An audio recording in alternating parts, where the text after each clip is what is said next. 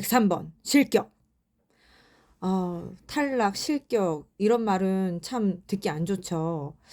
그래서 사실 인간 실격, 더군다나 저자가 다자이 오사무 일본 사람이어서 조금 읽기가 주저주저 했던 책이거든요. 어, 근데 자꾸 눈에 띄기도 하고 사실 이 책을 살 즈음에 이러면 안 되는데 누가 되게 미워지길래 실격! 실격! 실격! 네, 좀 외치고 싶은 마음에 이 책을 사서 읽게 됐는데 생각보다 이게 되게 얇고 가독성도 뛰어나요. 왠지 제목만 보면 인간 실격이니 뭔가 히스토리가 길 것 같고 무겁고 잘 안 읽힐 것 같은 그런 느낌이 들지 않나요? 네, 그런데 전혀 그렇지 않았고요. 또 읽고 나서 참 마음이 아팠어요.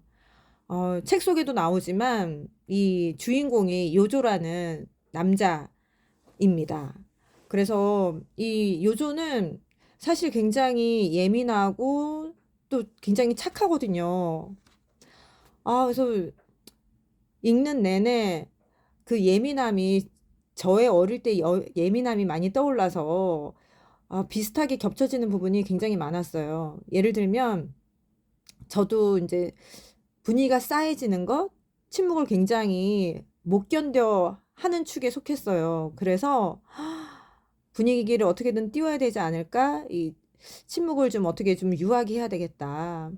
어, 그러는데 이 요조는 본인이 이 사회를, 이 무서운 세상을, 이 험난한 세상을 어떻게 살아가야 될지 몰라서 익살꾼으로 그 하나의 방법을 선택을 하고 정말 남들이 봤을 때는 학교에서도 얜 정말 재미난 애야.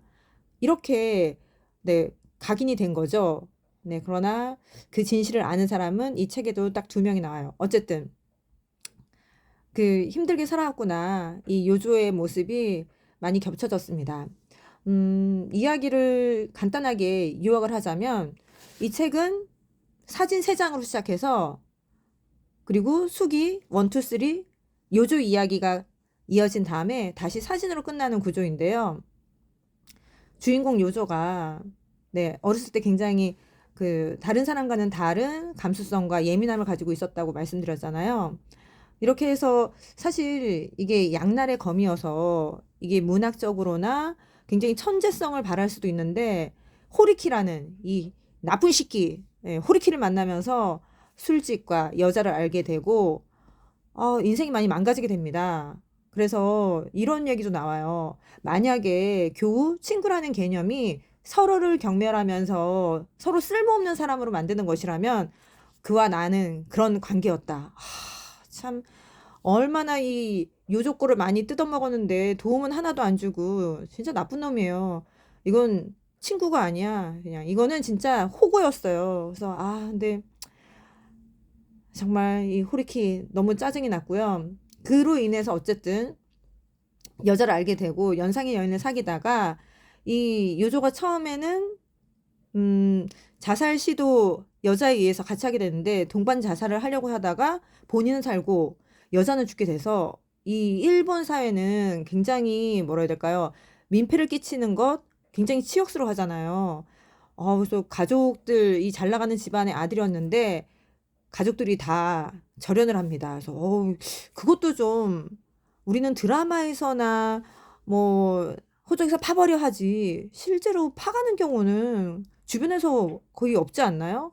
네, 어쨌든 그것으로 인해서 더 힘들어하고 인생은 더 나락으로 빠지면서 아, 지금 이 친절하다고 다 옳은 게 아닌데 이 요조를 보고 약국의 약사가 이제 술 그만 먹어라 하는데 그것으로 끝났으면 좋은데 약사가 그만 먹으라 하면서 모르핀, 마약을 주게 됩니다. 그래서 요조가 마약 중독에 네, 빠지게 되고 이 호리키와 또 다른 사람 여기 극 중에서는 책 속에서는 와이프가 같이 오게 돼요. 그래서 이 요조는 자기가 이렇게 몸이 안 좋아지고 자꾸 모르핀에 빠지니까 요양원에 나를 데려가나 보다 했는데 실제 요조가 가게 된 곳은 정신병원이었던 거죠. 그래서 인간 실격을 그곳에서 체험하게 됩니다. 아, 너무 마음 아프죠. 그리고 이렇게 나오고 나서도 이 요조가 어릴 때 그 집안에 있는 하녀에게 성희롱 성폭행을 당했다라는 얘기가 25페이지에 나오거든요. 그런데 이제 아버지 돌아가시고 혼자 살게 되는데 거기에 이제 할머니 한 분이 계셨는데 할머니랑 같이 살면서 할머니한테도 네, 성폭행을 당하게 되는 그 설명이 나와요. 그래서 참 요조가 너무 안타까웠고 그럼에도 불구하고 이 무라카미 하루키 소설 읽어보신 분들은 아시겠지만 네, 참 말초신경을 자극하는 그런 분량을 세세하게 많이 써서 이걸 굳이 이렇게 야한 장면을 이렇게 길게 쓸 필요가 있었나? 몇 페이지? 그래서 제가 예전에 노르웨이 숲, 상실의 시대죠. 네. 같은 책인데 어쨌든 제목을 이름을 바꾸고 나서 더 많이 책을 팔렸다고 하더라고요. 아무튼 그래서 하루키 소설 이렇게 나올 때마다 제가 궁금하니까 몇 번을 읽어봤는데 그 여직원이 되게 열심히 읽고 있길래 근데 과도하게 좀 양이 많지 않아. 그러니까 그래서 읽는다며. 아, 네. 그런데 이 다자이 오사무는 그거에 대해서 몇 페이지를 하지 않았어요. 네. 한두 줄? 그런데 오히려 더 마음이 아프고 네. 그래서 이 하루키는 사실 그런 걸 좀 상업적으로 많이 이용한 부분이 있다라는 생각이 또 한번 스쳐서 말씀을 드렸고요. 어쨌든 이 책을 읽고 나서 계속 생각이 나고 마음이 아프고 그랬던 것은 의외로 이 문학 작품이지만 성경에 대한 이야기가 나오고 이 다자이 오사무가 그래도 성경을 좀 알고 있었을 텐데 본인의 여기 책에도 인간 실격에도 나와 있지만 본인은 그 심판자로서의 하나님, 그 굉장히 하나님을 두려워하는 그 모습이 나오거든요. 그런데 사실 성경에서 우리가 항상 원본을 먼저 봐야 되잖아요. 그 심판하시는 모습도 있지만 사랑의 하나님도 있는데 이 요조가 그래 잘못하면 벌을 주시지 그럼에도 불구하고 우리가 예수님 잘 믿으면 그 죄를 씻어주시고 얼마나 사랑하시는지 그거를 꼭 붙잡고 있었다면 다자이 오사무도 결론은 인생을 자살로 마감하게 되는데 이 요조나 이 저자나 아, 어설프하게 절반만 알고 있었던 건 아닐까 그걸 생각하니까 굉장히 마음이 아팠어요. 그리고 그 뒤에도 보면은 저는 사실 요 인간 실격만 있는 줄 알았는데 뒤에 직소라는 짧은 단편이 하나 더 있더라고요. 그래서 사실 직소는 뭐지? 네, 저는 뭐 직소 퍼즐인가?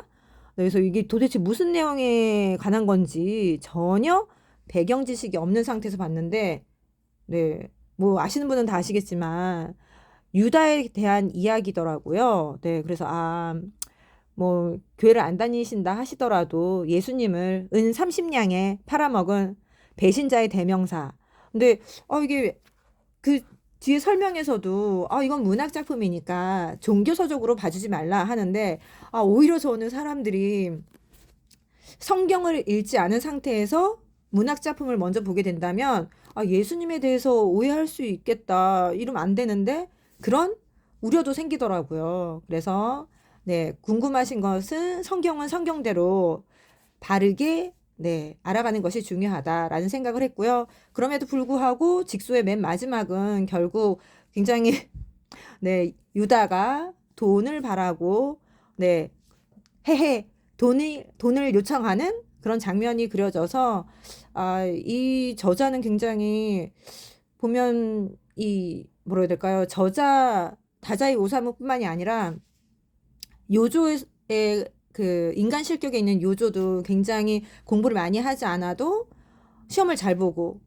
그리고 젊은 날에 이렇게 작품을 쓸 정도면 재능이 있다라는 거거든요. 그래서 이걸 좀 더 길게 아름답고 멋진 장면을 더 쓸 수 있지 않았을까. 생을 이렇게 마감한 것이 저는 네, 계속 마음에 깊이 남고 네, 좀 씁쓸하더라고요. 그래서 뒤에 그 설명에 보면은 작가의 삶이 네.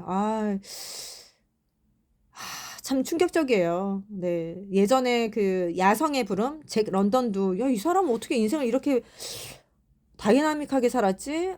참 아버지 나쁜 분이네. 나쁜 사람이네.' 이런 것에 못지 않게끔 결국 저자도 좀 더 좋은 사람을 만났으면 네 이렇게까지 생을 마감하진 않았을 텐데 자세하게 자살 5번을 시도했는데 그 첫 번째와 2, 3, 4가 어떻게 달랐는지까지 설명이 나와 있는데 굉장히 네 공감이 많이 됐습니다. 그런가 하면 여러분들은 살아가면서 '세상은 정말 무서운 곳이야. 조심해야 돼.' 그렇게 덜덜 떨면서 지나온 시기가 있나요? 저는 97페이지에 인제 '더 이상 세상을 조심하지 않아도 된다. 무서운 곳이 아니다.'라고 깨닫게 되는 그 장면이 나오거든요. 그래서 예를 들자면 지하철을 탔을 때 이거 손잡이 잡으면 세균이 나한테 묻는 거 아니야?' 이 곳곳에 공포감을 느끼는 요조의 모습이 나와요. 근데 저는 그런 생각도 한때는 하긴 했지만 네 지금은 네 그렇게 예민하진 않지만 어쨌든 되돌아보게 되는 시기가 있었는데 저는 고등학교 1, 2, 3학년 때 제가 여고를 나왔거든요. 근데 아 그 입학하자마자 그러는 거예요. "가기 전부터 굉장히 많이 때리는 학교다." 그래서 그 수학 숙제를 제대로 안 해 오면 100 대를 맞는다더라. 그래서 저는 그 공포에 덜덜 떨면서 1, 2 학년을 지냈고 마침내 고3이 돼서야 이 어느 정도에서 숙제를 안 해 오고 어느 정도의 100 대인가가 알게 되니까 내가 너무 바보같이 그 거의 2년 반을 이렇게 공포에 떨면서 학교에 다녔구나. 제 자신이 굉장히 한심스럽고 이 요조가 표현한 게 제 심정과도 딱 맞았어요. 그래서 참 '인생을 너무 험난하게 살았다. 제 자신이 참 안쓰럽고 힘들었다.' 그 생각이 나더라고요. 네.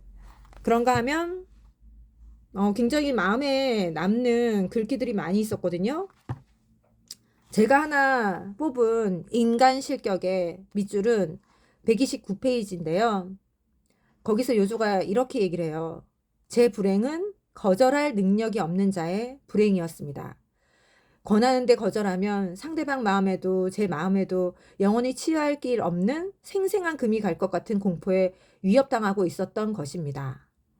아 근데 저 역시나 정말 어릴 때는 네 아니요 얘기 많이 못하고 그냥 들어줘야 될 것 같고 그래서 이게 나이가 들어서 "아니야. 괜찮아. 싫어." 이거를 많이 했다고 생각을 했는데도 네 그게 아니어서 '내가 아직도 거절을 못하고 있구나. 좀 더 단단해지고 나 자신을 보호해야 될 필요가 있구나.' 네. 작년에도 그런 경험을 한 적이 있는데요. 그래서 이래저래 참 요조가 더 안타깝고 마음이 아픈 네 깊이 남는 그런 책이었습니다. 지금까지 다자이 오사무의 인간 실격을 살펴보았는데요. 책이 궁금하다면 클럽으로 오세요. 조이북 클럽.